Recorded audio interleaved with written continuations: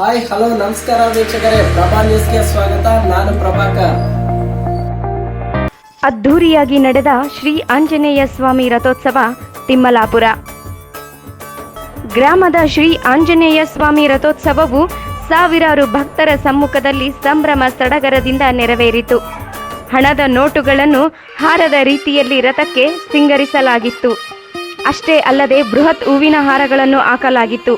ರಥವನ್ನು ಬಣ್ಣ ಬಣ್ಣದ ಬಟ್ಟೆಗಳು, ನೋಟುಗಳು, ವಿವಿಧ ಹೂಗಳಿಂದ ಅಲಂಕಾರ ಮಾಡಲಾಗಿತ್ತು. ಕುಣಿತ, ಡಿಜೆ ಹಾಡುಗಳಿಗೆ ಯುವಕರ ಡ್ಯಾನ್ಸ್ ನೋಡುಗರ ಮನಸೆಳೆಯಿತು. ವಿಷ್ಣು ಸೇನಾ ಅಭಿಮಾನಿ ಬಳಗದವರ ಡ್ಯಾನ್ಸ್ ಸ್ವರ್ಗವೇ ಧರೆಗಿಳಿದಂತೆ ಭಾಸವಾಗಿತ್ತು. ವಿಷ್ಣು ಸೇನಾ ಅಭಿಮಾನಿ ಬಳಗದ ವತಿಯಿಂದ ರಥೋತ್ಸವದಲ್ಲಿ ಪಾಲ್ಗೊಂಡ ಭಕ್ತರಿಗೆ ಮಜ್ಜಿಗೆ, ಪಾಯಸ ಮತ್ತು ಪ್ರಸಾದವನ್ನು ಉಚಿತವಾಗಿ ವಿತರಿಸಿದರು. ವಿಶೇಷವೆಂದರೆ ವಿಷ್ಣು ಸೇನಾ ಅಭಿಮಾನಿ ಬಳಗವು ಸಂಪೂರ್ಣವಾಗಿ ಯುವಕರಿಂದಲೇ ಪ್ರಾರಂಭಗೊಂಡಿದ್ದು, ಸೇವಾ ಮನೋಭಾವನೆಯಿಂದ ಭಕ್ತರ ಹೊಟ್ಟೆ ತುಂಬಿಸುವ ಕೆಲಸದ ಜೊತೆಗೆ ಡಿಜೆ ವ್ಯವಸ್ಥೆಯನ್ನು ಮಾಡಿದರು. ಜೊತೆಗೆ ಜೈ ಬಜರಂಗಬಲಿ ಎನ್ನುವ ರಿಬ್ಬನ್ಗಳು, ಬ್ಯಾಂಡ್ಗಳು, ಟೋಪಿಗಳು, ಪ್ರಸಾದ ಸೇವೆ ಎಲ್ಲವನ್ನು ಉಚಿತವಾಗಿಯೇ ವಿತರಿಸಿ ರಥೋತ್ಸವಕ್ಕೆ ಮೆರುಗು ತಂದರು.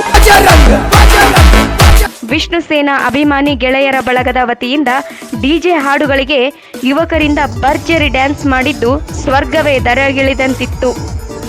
ವಿಎಸ್ಎಸ್ ಬಳಗದ ವತಿಯಿಂದ ಮಾಡಿದ ಹಬ್ಬದ ಏರ್ಪಾಡುಗಳಿಗೆ ಜನರೇ ಆಶ್ಚರ್ಯರಾಗಿದ್ದರು.